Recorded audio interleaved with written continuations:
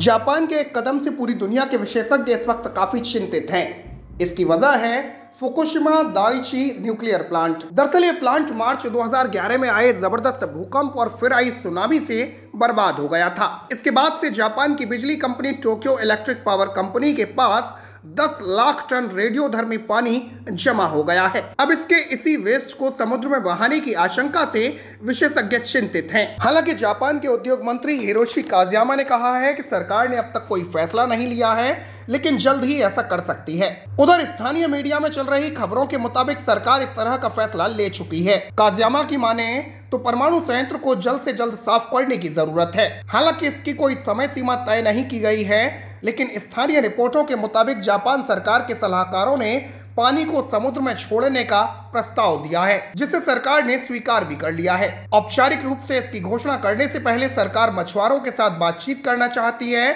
और उनकी चिंताओं पर विचार करने के लिए एक पैनल के गठन की बात भी चल रही है। आपको बता दें कि 2021 में जापान में ओलंपिक गेम्स होने हैं। माना जा रहा है कि सरकार इसको लेकर इस तरह के फैसले ले रही है। हालांकि फुकुशिमा में मौजूद पानी को हटाने में दशकों का वक्त लग सकता है। आपको बता दें कि 2020 में ओलंपिक गेम आयोजित होने थे, लेकिन कोरोना की वजह से इन्हें स्थगित करना पड़ा और 2021 में इनका आयोजन फुकुशिमा न्यूक्लियर प्लांट से महज 60 किलोमीटर दूर होना है। ऐसे में खिलाड़ी भी चिंतित हैं। रेडियो एक्टिव कंटेमिनेटेड वाटर को इस तरह से समुद्र में डालना जापान को और मुश्किल में डाल सकता है। इसके खिलाफ स्थानीय मछुआरे भी खड़े हो सकते हैं और पड़ोसी देश भी नहीं चाहेंगे कि समुद्र के रास्ते उन तक ये जहरीला पानी पहुंचे। जापान में मछुआरों के संघ पहले ही सरकार को पत्र लिखकर ऐसा न करने की अपील कर चुका है। गौरतलब है कि वैसे भी जापान व्हेल मछली के शिकार के चलते दुनिया भर में बदनाम है। मछुआरों के संघ ने अपनी चिट्ठी में लिखा है कि उन्होंने अंतर्राष्ट्रीय स्तर पर अपनी छवि बदलने के लिए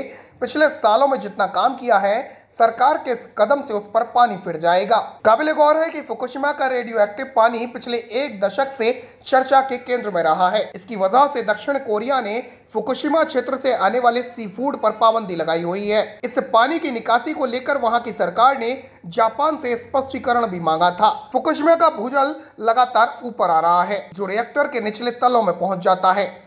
इस पानी को फिल्टर करने के बाद जमा करके रखा जा रहा है और दुर्घटनाग्रस्त रिएक्टर को ठंडा करने के लिए पानी की जरूरत होती है। फिलहाल हर दिन इसमें 170 टन पानी और जमा हो रहा है और इस गति से 2022 तक और पानी रखने की जगह नहीं बचेगी। फिलहाल फुकुशिमा में 1000 से ज्यादा टैंक रेडियोधर्मी पानी से भरे हुए हैं और पानी को समुद्र में डालने के लिए कंस्ट्रक्शन की जरूरत होगी और परमाणु एजेंसी की अनुमति भी चाहिए, जबकि इसमें 2 साल तक का वक्त लग सकता है। जापान के एक कदम से पूरी दुनिया के विशेषज्ञ इस वक्त काफी चिंतित हैं। इसकी वजह है फुकुशिमा दाइची न्यूक्लियर प्लांट। दरअसल ये प्लांट मार्च 2011 में आए जबरदस्त भूकंप और फिर आई सुनामी से बर्बाद हो गया था। इसके बाद से जापान की बिजली company Tokyo electric power company के पास 10 लाख टन रेडियोधर्मी पानी जमा हो गया है। अब इसके इसी वेस्ट को समुद्र में बहाने की आशंका से विशेषज्ञ चिंतित हैं। हालांकि जापान के उद्योग मंत्री हिरोशी काज़यामा ने कहा है कि सरकार ने अब तक कोई फैसला नहीं लिया है, लेकिन जल्द ही ऐसा कर सकती है। उधर स्थानीय मीडिया में चल रही खबरों के मुताबिक सरकार इस तरह का फैसला ले चुकी है। काज़यामा की माने तो परमाणु संयंत्र को जल्द से जल्द साफ करने की जरूरत है। हालांकि इसकी कोई समय सीमा तय नहीं की गई है, लेकिन स्थानीय रिपोर्टों के मुताबिक जापान सरकार के सलाहकारों ने पानी को समुद्र में छोड़ने का प्रस्ताव दिया है, जिसे सरकार ने स्वीकार भी कर लिया है। औपचारिक रूप से इसकी घोषणा करने से पहले सरकार मछुआरों के साथ बातचीत करना चाहती है और उनकी चिंताओं पर विचार करने के लिए एक पैनल के गठन की बात भी चल रही है। आपको बता दें कि 2021 में जापान में ओलंपिक गेम्स होने हैं। माना जा रहा है कि सरकार इसको लेकर इस तरह के फैसले ले रही है। हालांकि फुकुशिमा में मौजूद पानी को हटाने में दशकों का वक्त लग सकता है। आपको बता दें कि 2020 में ओलंपिक गेम आयोजित होने थे, लेकिन कोरोना की वजह से इन्हें स्थगित करना पड़ा और 2021 में इनका आयोजन फुकुशिमा न्यूक्लियर प्लांट से महज 60 किलोमीटर दूर होना है। ऐसे में खिलाड़ी भी चिंतित हैं। रेडियो एक्टिव कंटेमिनेटेड वाटर को इस तरह से समुद्र में डालना जापान को और मुश्किल में डाल सकता है। इसके खिलाफ स्थानीय मछुआरे भी खड़े हो सकते हैं और पड़ोसी देश भी नहीं चाहेंगे कि समुद्र के रास्ते उन तक ये जहरीला पानी पहुंचे। जापान में मछुआरों के संघ पहले ही सरकार को पत्र लिखकर ऐसा न करने की अपील कर चुका है। गौरतलब है कि वैसे भी जापान व्हेल मछली के शिकार के चलते दुनिया भर में बदनाम है। मछुआरों के संघ ने अपनी चिट्ठी में लिखा है कि उन्होंने अंतर्राष्ट्रीय स्तर पर अपनी छवि बदलने के लिए पिछले सालों में जितना काम किया है, सरकार के इस कदम से उस पर पानी फिर जाएगा। काबिल गौर है कि फुकुशिमा का रेडियो एक्टिव पानी पिछले एक दशक से चर्चा के केंद्र में रहा है। इसकी वजह से दक्षिण कोरिया ने फुकुशिमा क्षेत्र से आने वाले सी फूड पर पाबंदी लगाई हुई है। इस पानी की निकासी को लेकर वहां की सरकार ने जापान से स्पष्टीकरण भी मांगा था। फुकुशिमा का भूजल लगातार ऊपर आ रहा है, जो रिएक्टर के निचले तलों में पहुंच जाता है।